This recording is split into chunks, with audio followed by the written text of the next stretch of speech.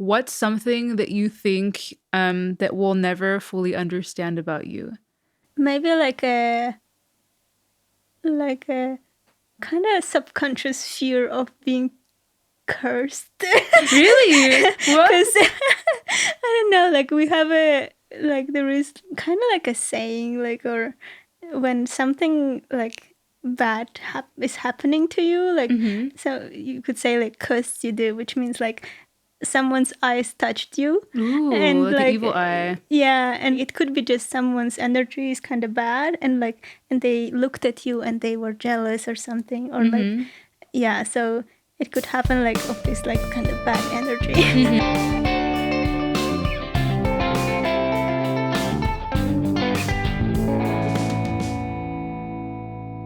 Hey everyone, welcome back to the Pod Abroad. My name is Paulina de los Santos. And in this podcast, I am having conversations with my friends. We're here in Munich, Germany. Just for some context, I'm an American who has lived in Germany for almost 9 years and have a lot of international friends with a lot of cool stories to tell. So today I am with my friend Bibi. Hi. And how did we meet? We actually met because we were flatmates. Yes. Back in my first apartment in Munich. And that was because I had lived in Freising before, a tiny town outside. But that was in 2018. Yeah. 2018. Oof. We're getting old. It's been a while. The years are flying by. It's crazy that it's been that long. What can I say? It's been a ride. I loved that flat. Yeah, it was such a pity we had to move out. I know, true. Like in the end, like we were kind of forced to move out because someone was moving in, whatever. But we were just vibing. Like I feel like if we hadn't been kicked out, like we would have been there longer. Yeah. The rent was good. The energy was great. Like those were different times, like pre-pandemic. Yeah. What can I say? Fun fact about Bibi. A cool fun fact is that she takes pole dancing classes, right? Yeah. I love that. In Munich? I started like last year. Yeah. And first impressions? And I love it. It's so fun. Really? Yeah. I would love to too. I've seen videos, but like, oh my gosh, people end up with like bruises everywhere. It's tough work. Yeah. In the beginning, you get a lot of bruises, but then your body kind of learns that it's not so bad, and then you don't get it anymore. That's very cool. Yeah, I feel like my hobbies like aren't so adventurous. I need to find something fun. Like so many people are like take bachata or salsa classes or like do cool stuff like you. Like, yeah, like I think 2 years ago I started bouldering, and then I was like, okay, like I like to start new things. And last year I was like, pole dancing. That's very cool. Yeah. And it's something like just to get one's mind off of just simply like work, Netflix, dinner. Yeah. Yeah. And also like normal workouts are a little bit boring or something. Yeah. They get like repetitive, and like this is a cool thing to do. Like I also like meet other people there. Like it's a bit more interactive, and like it's still like some kind of workout, so it's good for your body. I like it a lot. So nice. So Bibi, introduce yourself. Tell us where you're from. In a nutshell, like what brought you to Munich, Germany, how long you've been here, all of that. Yeah. So I'm from Kazakhstan. It's in Central Asia. I moved to Munich 10 years ago. Wow. Yeah. A decade. This year it's going to be 10 years, yeah. I came to study, and then I just stayed. Yeah. Yeah. I love that. I love that for us. In this episode, we're also going to talk a bit about our experience at our shared university, Technical University of Munich. And I have a similar story of just like coming here for studies and staying. Yeah. Transitioning into work life. Yeah. I think Munich has a pull on people, right? Yeah. I mean, it's an easy way, like you don't have to commit, and I feel like it's easier to adapt when you're not like doing this big step like, oh, I'm moving to a different country. You're like, oh, I'm gonna come to study for 2 years. True. And so it's like, it feels more, adventurous, as you said. Like, true. It's like, I want to do cool stuff while I'm here. And then life starts to slow down a little. Yeah. It was the same for me. I was like, oh, it's just 2 years. Like not big commitment. Yeah. And then, like, a 10 decade years, later, oh my yeah. gosh, it's gonna be 10 years for me next year too. So you came in 2015, Yeah. right? Wow. Yeah, the years just fly here. Mm. But there's always stuff to do in the city. Yeah. It's also so close to the mountains. Like, I also like to go outdoors and like hiking and stuff. Like, it's like 1 hour away and you're in beautiful nature. Like, Yeah, I love it. it never gets old, Yeah. ever. Like, did you grow up with like all these mountains that No. close? No. Me neither. I mean, I think both of our countries have it, but I mean, it just like wasn't an hour away Yeah, from me. exactly. Yeah, it was like further away, and I think like back then the infrastructure wasn't as good. Yeah. Yeah. So let's help everyone get to know you a little bit better. What 3 words would you use to describe yourself? Oh, curious. Yeah. I would say adaptive, like flexible, kind of. Mm-hmm. And I want to say logical. Ooh, I like that one. That's a good balance. And on that note of being logical, what would you say is like the most German thing about you now? Being in Germany for 10 years, what have you adopted? I think planning, Ooh. planning in advance. Like sometimes, like I think here, like I meet with my friends like on planned dates. Yeah. Like I'm like, because a lot of people are busy, like traveling, and you're like, okay, in calendar week, True. 2, I'm here, and like yeah. True. So I think definitely that, and like I have my Google Calendar. It has like all the entries. We have a shared calendar with my boyfriend. Wow. So I love that. like I love that. Oh my gosh, I need to jump on the shared calendar like train. I used to like pride myself in like thinking like, oh, I'm spontaneous. I'm so spontaneous. But then eventually you have like enough friends who are not yeah. that like you become a planner. Yeah, exactly. Like if you can't beat them, join them. Yeah. I'm also like that too now. But like part of me wonders like, is it like this where I'm from? Because we're all adults now, or is it just like super German? That I don't know. I don't know. I don't know. I guess they'll have to tell us. How is it in the US and in Kazakhstan? Like, is everyone like planning like to go to a bar 2 months from now? Because like that can happen in Germany. Yeah, for sure. Like for sure, right? Like trying to find schedules that come together. Yeah. Cool. So I want to jump into the first segment, talking all about Kazakhstan and your story. And can you just let us, have a picture of what Kazakhstan is like? What was it like growing up? It's a country that I have never been to. So you're talking to someone, that has a lot to learn. Yeah. I think that's, I hear that a lot because we're not so many. I think the population of Kazakhstan is like 18 million. So Really? 18, yeah. 18. Oh my gosh. But geographically, it's massive, right? Yeah. So, yeah, I hear a lot that like, oh, you're the first Kazakh person I know. You're the one and only. Like, I mean, besides the friends that I've met through you. Yeah. But here in Munich, it's just you. Yeah. So Kazakhstan it has a very complex culture. Mm-hmm. Because of its history, like we had like a very diverse mix because we started as a nomadic tribes, and then there was like Mongol Empire, and then I think around 10th century like Islam came, and like we became like a Muslim country, and then like there was the Russian Empire, and then the Soviet Union, and then the religion was banned there. Like, wow. So then it became like a mix like of different cultures which mixed in the Soviet Union. So like all the Soviet cultures kind of like mixed together as well. And so yeah, it's very interesting.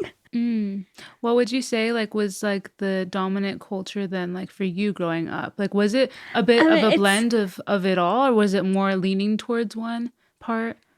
I mean, we have like a culture, but it evolved through lots of steps, and like some of the things are like from this period, some are from this period. Like Yeah. so, yeah, it's Yeah. it's a mix. A big blend. Yeah. So then what was it like coming to Germany initially? Like what was your first week like here? Was there a culture shock, or were you like, okay, it's not that foreign? Mm, I mean, I think with internet and stuff, like, and like globalization in general, Mm-hmm. I think it wasn't like a huge thing. But, and like I studied in university, it was an English speaking university Mm. in Kazakhstan. And so we had like professors from abroad, like, and like Wow. a little bit like also exposure to international Mm-hmm. cultures or international people. Yeah. Yeah, I think the first week it was hard because I had to find a apartment. Oh my gosh. That's the worst here in And that's, Munich. yeah, that's the worst to start. And like I didn't have a lot of friends, so because this like the school was starting like 2 weeks from that day, and I came like, oh, I'm gonna find an apartment in 2 weeks, and like it wasn't how it went. Mm. Yeah, but I think what surprised me, I guess, I haven't seen it actually in many countries, but that nobody checks the tickets. Like, so you buy a ticket to the train and you True. just go in, and sometimes it's get checked, True. but no, like it's not a machine that you go through, or like Yeah, like a it's not. turnstile, Yeah, like in yeah, Paris or yeah, whatever, where you have to have yeah, a ticket to go yeah. in. Yeah, and it was funny because like I think I bought like a ticket which need to be validated, Oh, and nobody was doing anything. Like you just go in, like yeah. you go in, and and like I had this, like and then I had some tickets which I could use later because I haven't used them Never properly. validated them. Yeah, But were you ever caught?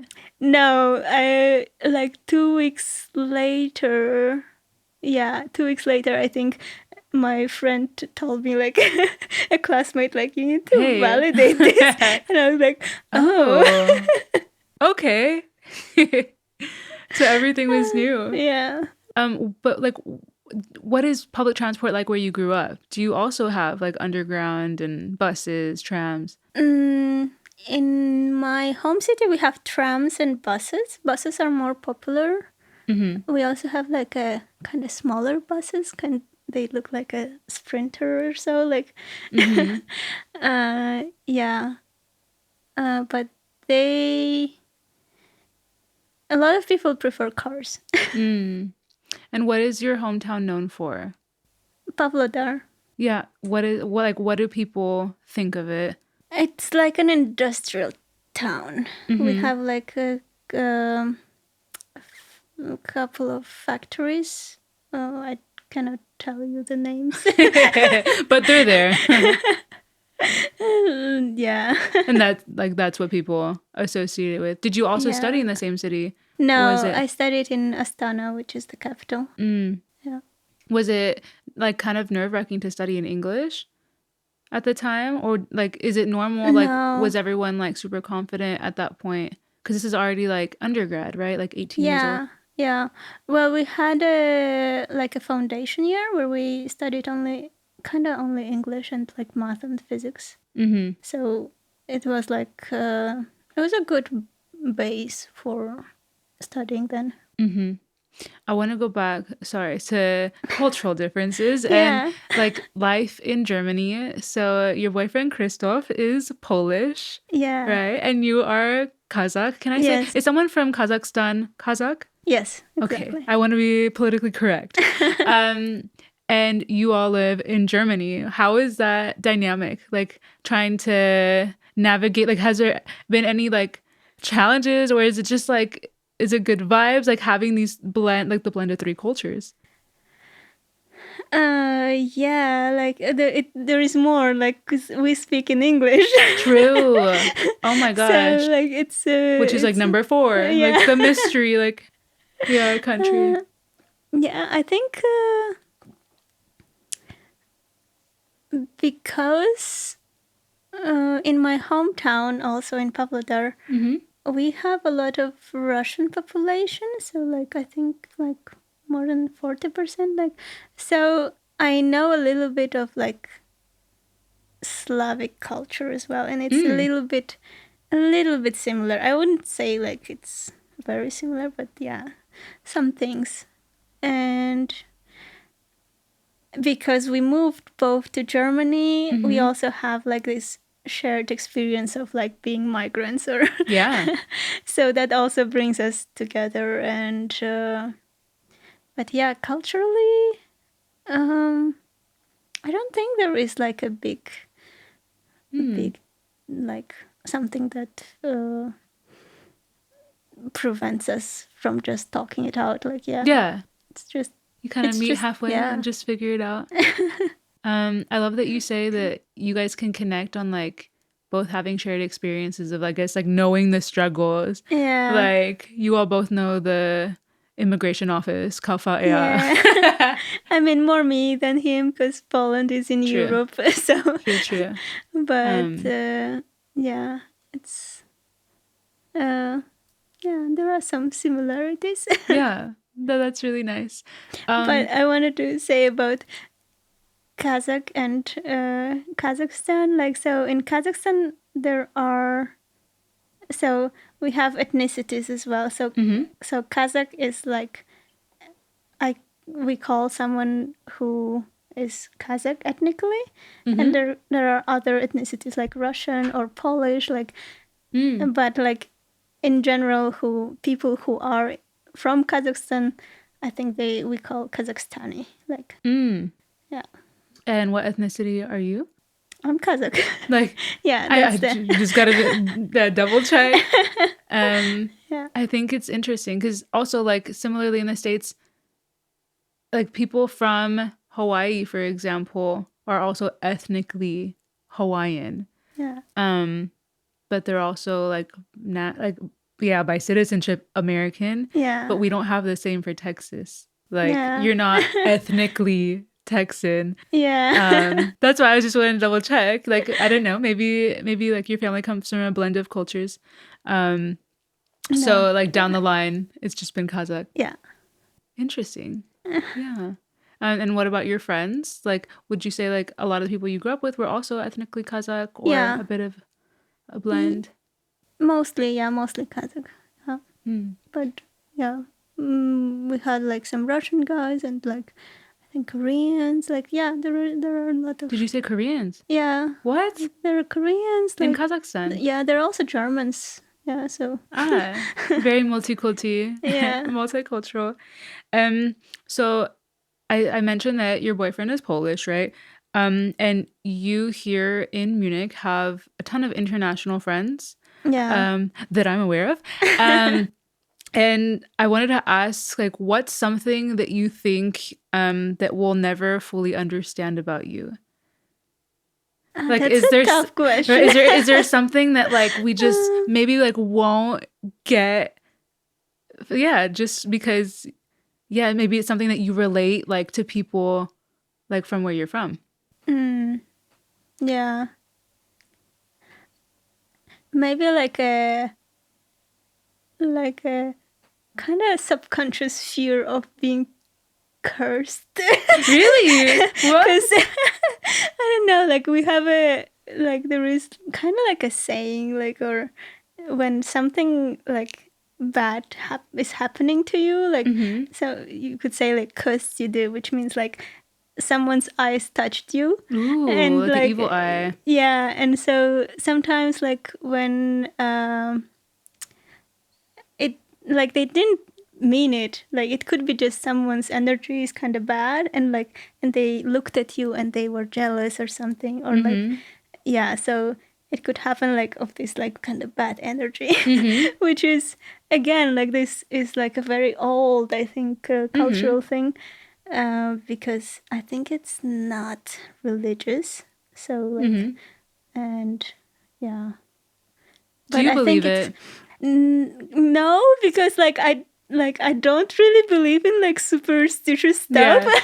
but I think sometimes I still like hesitate to like say something like some achievements or something, because Ooh. like it's like just culturally we are like Oh, don't curse it. yeah, don't say like good things happen, like, and it's like actually it was pretty big, like also like I think in like 30s or like 70s, where when like there were bad times, when there was like a um how is it called when there is no food, Like like famine. famine, yeah. Yeah. In those times, even like people would name their kids like not a nice name, so that they would What? survive, because they Oh, thought like that wow. it's like yeah. Wow.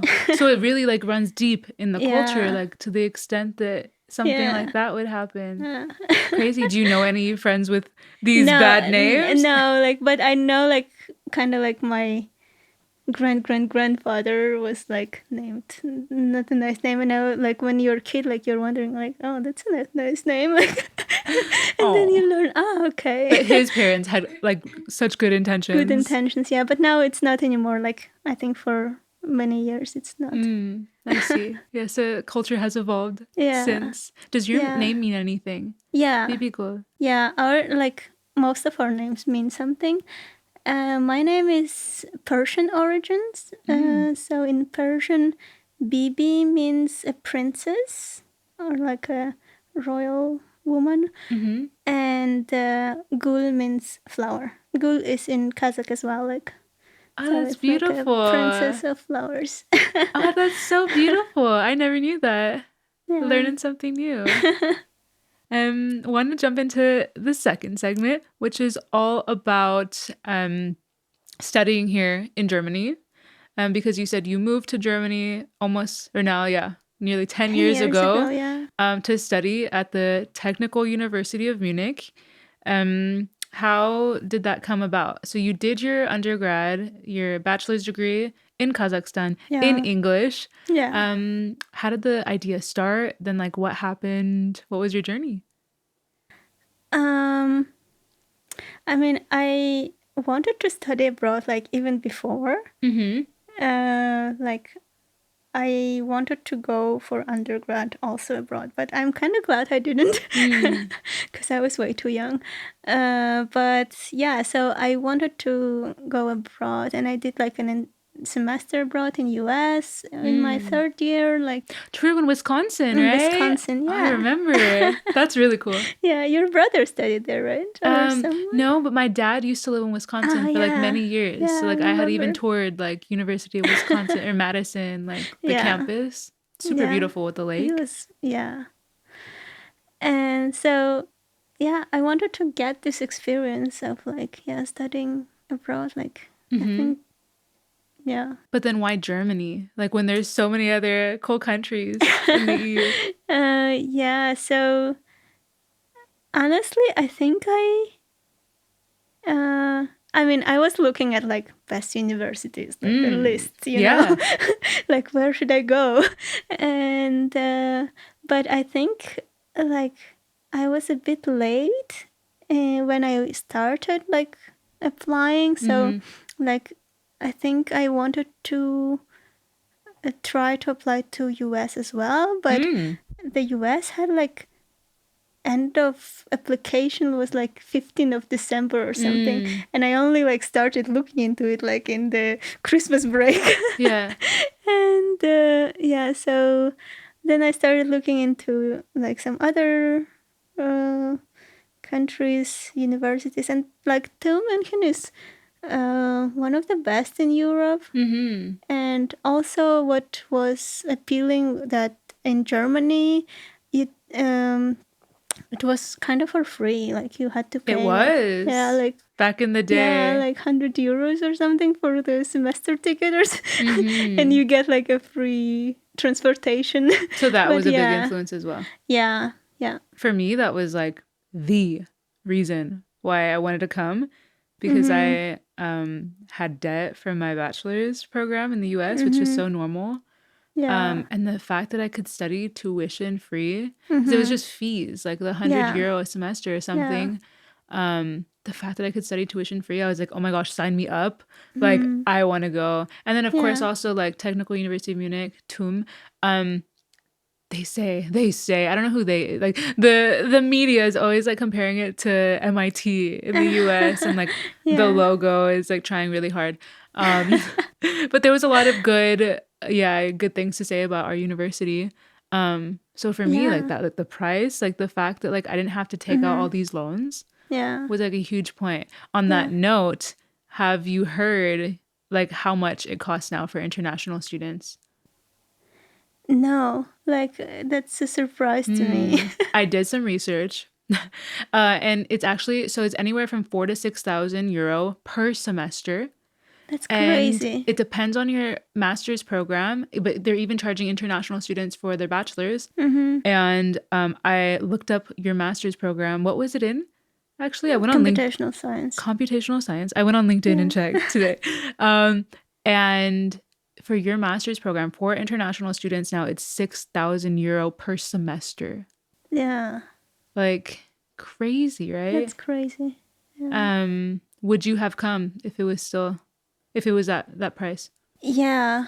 You think so? Yeah, I think so. Because so how I came was through a program. So there is a program in Kazakhstan for students who want to live, who want to study abroad. So they pay a scholarship, like, so they pay tuition fees. Okay, they pay wow. they give you money for like studying and like living and stuff like.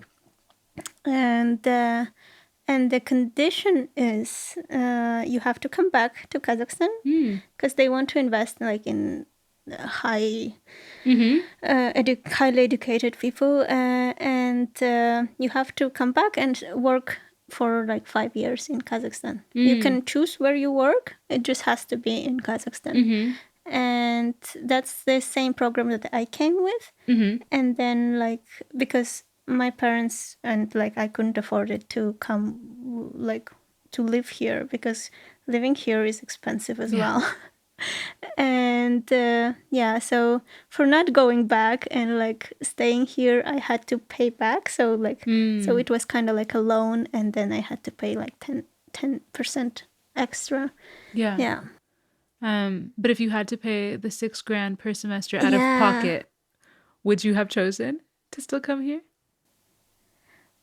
I don't know, like, but there are not so many other options, you know, like, I mean, UK is, you have to pay a lot. US, you have to pay a lot. True. Like, it's kind of just like joining all the others. Yeah, I think Norway is the only other option, but I don't know how competitive it is to get there. I for sure like no, like I would not be in this country if I had to pay that much. Because I'd have to pay that much in the US in my own home country. So like maybe I wouldn't have been so adventurous to like take a risk and like pay that amount. But sadly enough, like I remember like how our university like announced it. They just like put a press release out, and like it was all over LinkedIn. I think this was last year. And they had like told no one about it. Like there was no survey apparently. And like students were outraged. Luckily, like the current students were like able to, of course, like finish their degree. But I think it's something really, really sad for diversity. Because in that sense, like you only get people who can afford it. And I think there are other ways. Like on one hand, I understand that the German government maybe thought that there wasn't a return of investment. Like, because it is funded by taxpayers' dollars. Yeah, but it's still like not understandable, because there is a lack of professionals still. Yeah. So within the workforce here in Germany. And I think a lot of people stay like you and me. Yes. So.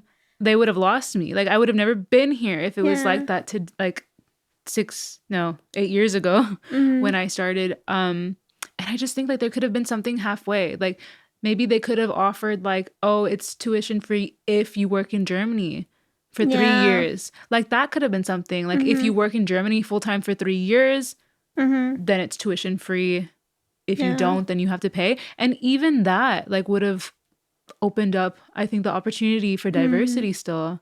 So I wonder how that looks like. Is it also for Europeans or just for I think non-EU? Okay. I think it's just non-EU. I mean, luckily, there's a lot of diversity within the EU. I'm advocating for Americans. No, but you're right. But there's so many other cultures outside the EU as well. Yeah. That like deserve to enrich like the German workforce as well. But I remember when I was applying, that was the same like in a lot of countries. Like in Netherlands, I think it was also like a very huge difference between the tuition for EU countries and non-EU countries. Yeah. Like I think it's not the only country. Yeah. No, that's for sure. I think university, like everywhere around the world, is just getting so crazy expensive. I mean, life is, and like, I guess you have to choose the right thing to study and like hope that you get a good job. But thank God, like, I think some lawyers in the US, like, it's kind of like gambling, like for yourself, like betting on yourself, because they take out like over 100,000 in loans or 150,000 and like all on the basis that like you're gonna get a good job. Like I think that would stress me out so much. So I'm glad we had tuition free degrees here in Germany. It was a different time. And look at us. I would say that we're good examples, right? Yeah. Of like the German system, Technical University of Munich graduates. What would you say like was your overall impression of your master's program here in Munich?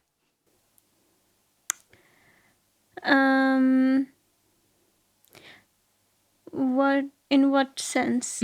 Was it good? Was it bad? Did you think like, oh, it kind of sucked, like it was better in my like home country, or it was just different? It was different. I think so. What I don't like about the program here was that your grade was like based on one exam. Oh my God. And like, I hated that. Like you have a bad day or something. Seriously. Like, or like there is this one problem you didn't know how to do, and like, but you knew like 100 others, and like it doesn't matter. Like you had to know this one, and like it's horrible. Yeah. So it wasn't like that back in Kazakhstan? It wasn't like that, no. Like we had like most of our classes had like several projects, like it accumulates, you have like some homework sometimes, like it's maybe 10%, but like it helps. Yeah, and then you have like I think at least 3 exams. Like it's the same like, in Texas where I went. Yeah. So yeah, it kind of accumulates. Yeah, like also like for me, it was quite different. Like in Kazakhstan, my university was brand new when I started. Sparkling. We were like the first cohort. Like we were like 500 people. Wow. Less than 500. And it was all like for us. Like we knew everyone from our like year. I'm sure the professors were also motivated then. Yeah, because they're not like burned out. It's like like new university. They most of them like just moved to Kazakhstan. For them it was like a brand new country. And they were like developing the programs, like writing the whole thing, and we had a lot of personal connection too. Like I knew like my professors, like they knew all of us by names, like so here I think it was different because there are like so many students, you cannot really do that. So but like the content was great. Like I liked it. Like overall, like would you recommend it to someone? What you studied? Yes, but you have to know what you're going into. Like Mm, especially in my program because it was like heavily like math mm, based and like it sounds a bit more like computer science based like but yeah. mm. I see. Do you guys have school pride in Kazakhstan? Like, are there Uh like, I don't know, is there merch like there is in the US? Like, are there, I don't I know, think not to that degree. sports teams? Not to that degree definitely, but uh we do have like our university does have like pride and also like we like as a first cohort like True. we have like special feelings because we were like building the culture like we were Yeah. like yeah The so pioneers. yeah. I love that. Um, you, yeah, so you were in your master's program here. Were you ever also like a working student? No. Or did you ever have an internship? uh no, like I did my master thesis at the Mm-hmm. company like at Okay. BMW. Yeah, Yeah. but that was like kind of like the closest. Shout out to BMW. Yeah. Amazing. Um, how did you find the balance between moving to a new country, trying to find a place to live, like starting a program, trying to make friends, and like navigating a new culture? Did it feel chaotic or like was it pretty smooth? I mean, I don't think I balanced so well. Hmm. I don't know how was it for you like Oof. Yeah, it was hard. I think like I remember I was focusing a lot on studying cuz Yeah. like if I don't Focus on focus anything. yeah but Like, like yeah but that was the thing that brought me here and like yeah. what I needed to be here and like most of my friends which I had in like when I just moved were from my studies Mm. so you just meet like because you see each other every day like we had like some classes uh in between which we had like a 2 hour break where you cannot go home because it's like a Yeah. 40-minute drive on the U-Bahn. So yeah, like we just stayed, hang out, had a coffee, and Mm. like yeah. So Was your program super international or like a bit of a blend, like between international students and German students? mm, it was a blend. Yeah, we had like some Germans who decided to study in English with Mm-hmm. us. Yeah. And would you say, like, are you still friends with some of the friends that you made from your master's program Yeah, today? yeah. Like one of them I'm working with, Oh yeah. I remember you Basilis, saying. and like yeah, like I have like Dumi and Alex. Like yeah, those friends I'm still in touch. Yeah, Yeah. So you guys like, I mean, you went through things yeah, together, and now you're all working together. That's really cool. yeah. I think some who moved out of Munich, with them I kind of lost touch. Mm. Yeah. But yeah, Did you feel like like were there a lot of people that left Munich from your friend group or not at all? yeah, like kind of like I don't know, like half maybe, but Mm-hmm. But it was fine. Like it just felt yeah, felt like another chapter of life. yeah, I felt like so when a lot of my friends left and yeah, moved naturally back to like I don't know, their home countries and other places. It felt like so crazy for me cuz suddenly like all of my friends were gone. I mean, a few were still here, but like Munich just felt like such a different city. I remember yeah. it's just like that was actually like when I first moved in to your place and I was still Mm, like writing my master's thesis. Everyone was yeah. like going different ways. I think Mm-hmm. that's hard like sometimes just being a but it's the nature of like being an immigrant that like people come and go. Um Yeah. and that's just life being an international student. Mm-hmm. Hmm. But now you have all the friends like around the Yeah. globe, so you can. Yes, exactly. There's a lot of different weddings that I've been invited to all over that like I feel super honored. I'm uh, unfortunately like not able to go to all of them, but like it's so sweet. Yeah, that everyone's a little scattered across. yeah. I want to finish with asking, do you think that your master's program like thoroughly prepared you for finding a job here in Germany? for finding a job. Yes, I guess so. Yeah. I Or like mean, maybe not finding. Maybe like with the skills. Like did it equip you? True, finding is like another thing. But like did it equip you with the skills like for your job at BMW? uh, I mean, I think it's a master's program. So like, I think it was like accumulatively. I think I was prepared. Yeah. Like, cause like I studied mechatronics before, like, and then like computational science. So yeah, I think so. Like, and like anyway, like in a job, you learn stuff. Yeah. Yeah.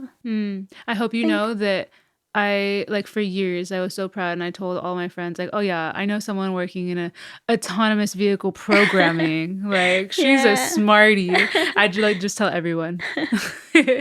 Yeah, it was interesting. Like, yeah, because there, like, I did get to use a lot of my knowledge from the universities. Like, Yeah, yeah, because in it's your first like, position. yeah, like, there is a lot of like physics and like robotics and like Oof. programming as well. Like, Oh so my yeah, gosh. To me that's it just like was, a whole other world because I work in communications like um yeah, but there's yeah, creativity in both yeah, sectors.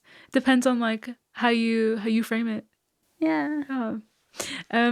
Moving on now, I want to talk about becoming German. Oh, Because, just for context for everyone listening, Bibi is a German citizen. And I think that's so cool. You're actually the first person, like the first immigrant um, who I was friends with here in Munich who properly became German. I find mm-hmm. it so funny saying like became German. It's so different. I just say Yeah, like, oh, she became German or like she got German citizenship. yeah. Those are like two very different statements.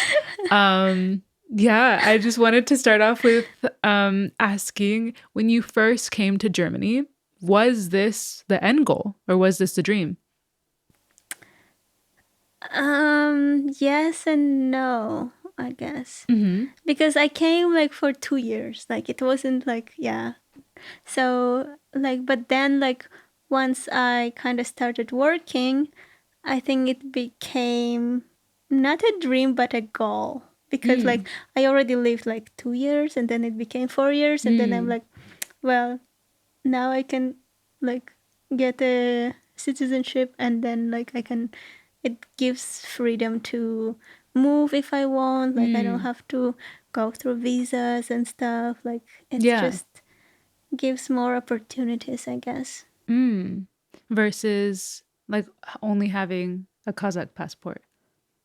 Yeah, because yeah, if you want to work in Europe, like, and then you move from one country to another, then you start over like with the True. visas and stuff, like, yeah. Yeah. And like traveling is a lot easier with Mm. German passport. You don't need to apply for visas so much. Mm. And I So love traveling. yeah. Movement is amazing and I always find it crazy how literally just depending on where you're born dictates so much in life, Yeah. right? Like dictates like oftentimes religion or just like Mm, social norms and then of course because of people in suits like making laws like that dictates your passport and yeah. where you can go. Yeah. Like even though like you don't represent your Yeah. government represents you. Um and I think that sucks like for so many countries that are limited in movement. Mm, Like I have a friend, yeah, Rez from the Philippines and she has to apply for visas every time like she wants to go to the UK even yeah. though her husband's British. Like it's Oh, just such that's a struggle. crazy. I know. And all because of like arbitrary things like so I'm happy. Yeah, that you Yeah. have that movement now to travel more or I guess easier in Easier. general. Yeah.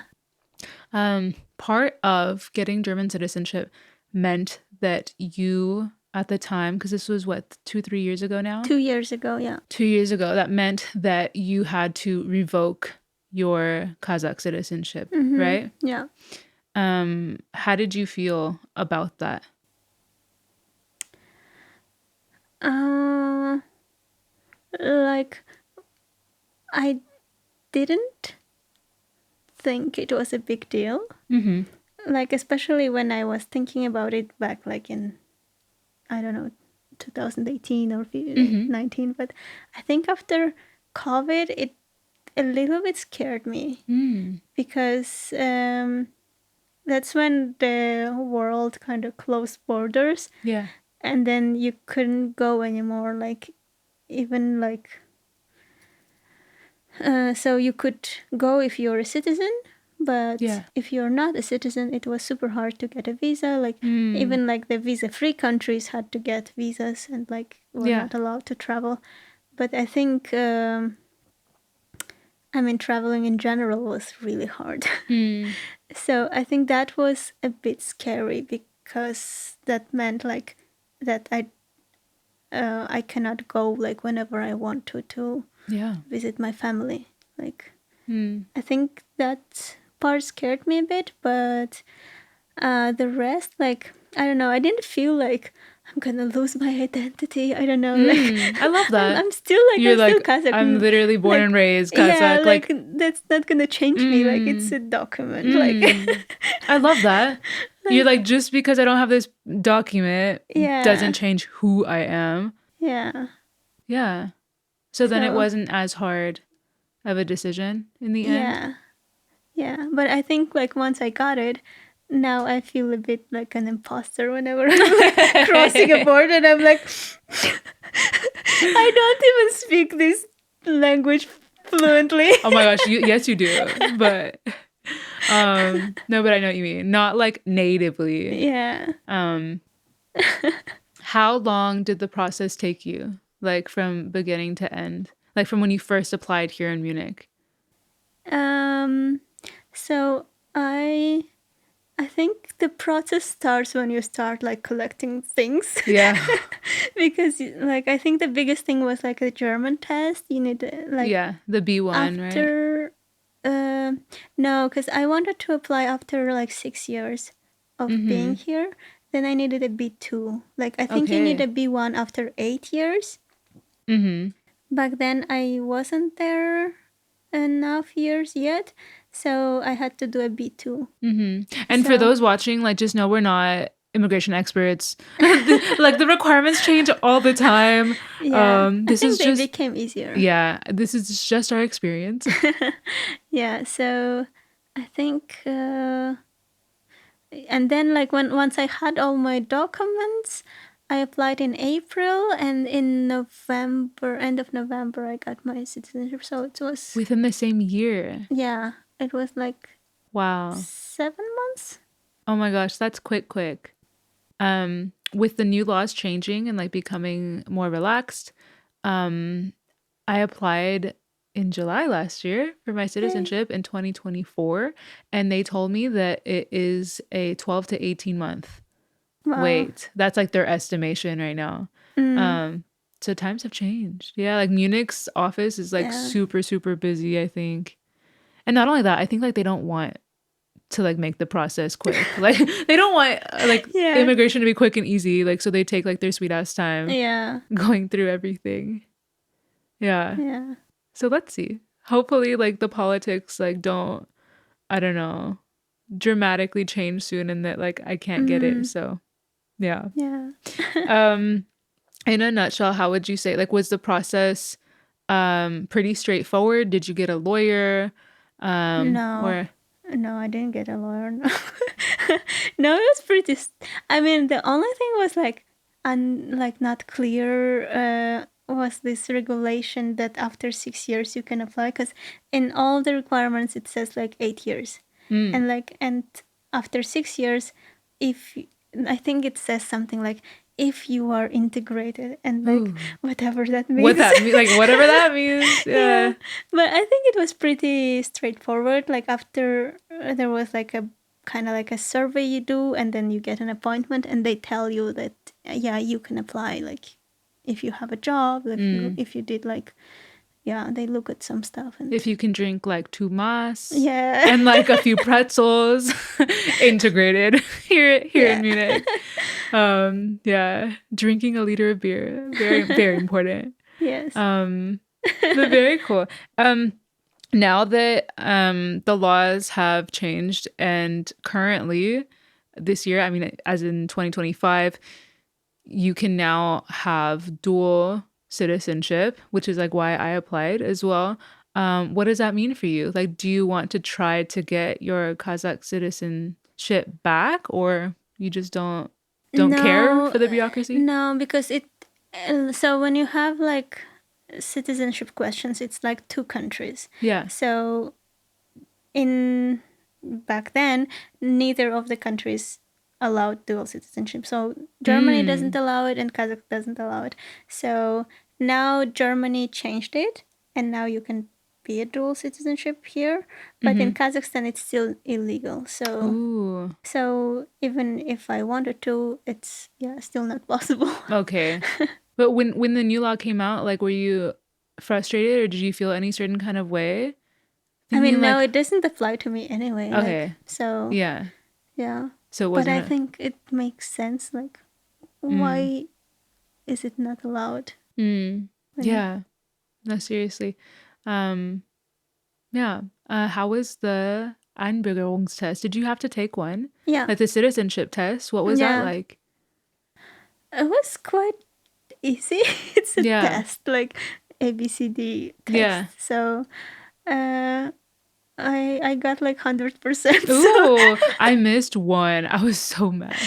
I got 32 out of 33. I'm not like a 100% German. You know what happened at that test? Like, it was right after Olaf Scholz became the president or the chancellor. Yeah. And there was a question about like, who is the chancellor of Germany? And there was no answer of Olaf Scholz because it was still Angela Merkel on the test. Hey. That's cute because like they hadn't updated it in time. No. Speaking of like how outdated it was, so I took my test in Memmingen, which like for reference for everyone listening is like outside of Munich, like maybe I don't know 45 minutes an hour. Because last year, like I was looking last January to take the citizenship test, and there wasn't any available slot in Munich until like October. And I was like, this is insane. I'm not going to wait 10 months to sign up for this exam. Found one a little outside of Munich in June, which was still 6 months away. I also like studied for it, like, I don't know, a solid week and a half. Like I had an app, I had a book. It was pretty straightforward. I mean, I learned a lot of like German words that I didn't know about, like, I don't know. And history and some like political systems. Yes, like there was a lot of specific words as well, but I mean, once I learned them, then like it was okay. When I took the test, and I saw, I mean, first off, it was all like fully paper, and like you had to put all your answers on the front page with no Scantron or anything, like no like automated way. It was so funny.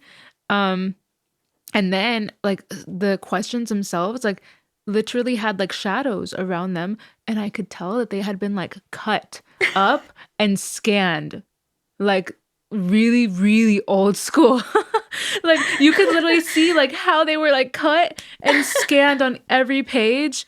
No, come to think of it, I don't even know if we had to put our answers on the front page. I was just like, this is insane. Like they're literally like reading this by like going through it page by page to grade it. It's not automated, I No. think. And I think it took like 8 weeks or something, like 2 months for me to get a result because they sent them to Berlin. I'm like, y'all are just trying to make this hard. But in the end, yeah, I mean, it was pretty straightforward and like not too hard. There was a cute question saying like, how do Germans celebrate Easter? And the answer was like, they paint eggs. Just like simple stuff. Or like for the state of Bavaria where we're at, it said like, which one is a Bavarian flag? And I was like, oh my gosh, like if I didn't know this, like please kick me out. It's been too long. Like they're literally everywhere.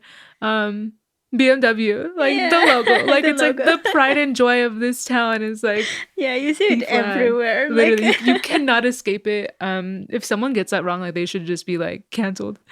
Do you have any advice to anyone applying for citizenship right now?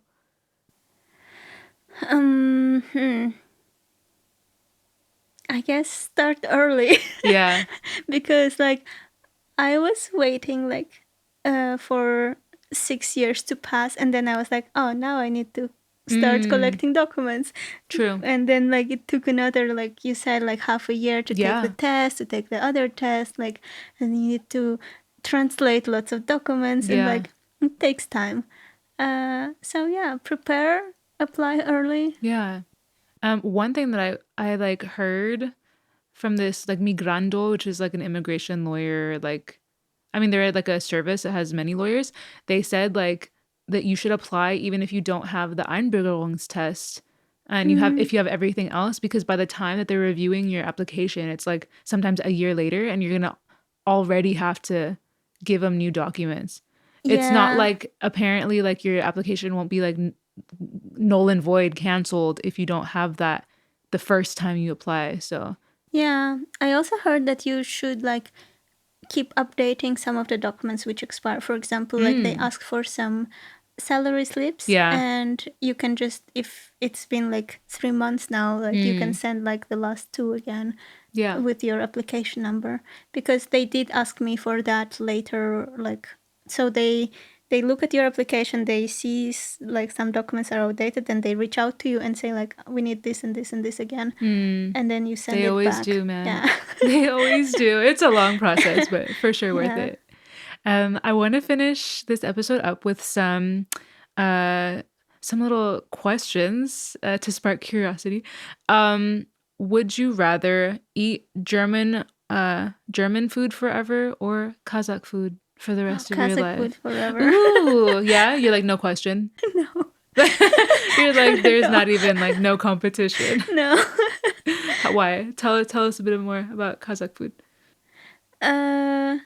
Well, the main thing, I guess, which is different, we eat horse meat. And crazy. I like it. Really? Yeah. I feel like I didn't know that. Maybe I did. Yeah, because I guess it's also from nomadic culture, like back then, like, and yeah, there are still a lot of like horse farms and stuff, like, yeah.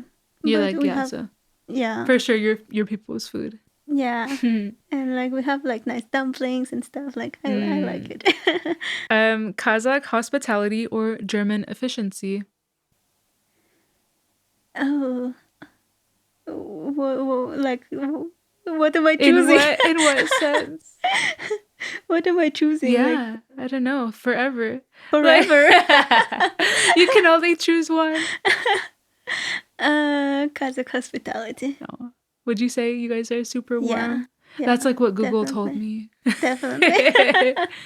That you guys have a super like hospitable culture, and also like tourism, even like within the country. Yeah. It's also like not only for like tourists, but it's also like if you're going to visit someone, there is always like you have to try something, like some food you have to eat. Some tea. Yeah, some tea, like at least, and like you always bring something, and then you bring home something. Like it's there is a lot of like. I love that. Yeah, I love like going to someone's home and bringing something, or having something for people too, like the mutual exchange. Yeah, I would say my like Tex-Mex culture is pretty similar in that way. And then lastly, because you did mention dumplings, would you rather have Polish pierogis or Kazakh mantis? Kazakh mantis. You're like, that one's also like not hard. Oh, poor Christoph. He's gonna like be like, okay. I do love pierogis as well. Yeah. But what's special about mantis? Well, it's like meat and with some potatoes or like some pumpkin sometimes, and in the dough, and then you cook it on a steam, and it's like it's delicious. I don't know. Can you get that here in Munich? No. Oof. Do you ever make them yourself? I mean, actually, you can. There is one new place in Münchner Freiheit, and it's called Piala, and they make mante, I think. Yeah. Wow. And have you been? Yeah, it was good. We have to remember that then. Bibi, thank you so much. Yeah, Thank for joining you. me on this Yeah. episode. I had a blast getting to learn all about your country. Yeah. I mean, there's so much more to learn. But yeah. Time flew by very quickly. That's for sure. Yeah. I hope really you enjoyed it. Yeah. Oh. Thank you for having me. Yeah, happy to hear. And for everyone listening, thanks a lot for tuning in. And until next week. Bye. Bye. The Pod Abroad's video, audio, and music is produced and edited by Tim Teherne. Make sure to give us a follow and leave a comment if you like this episode.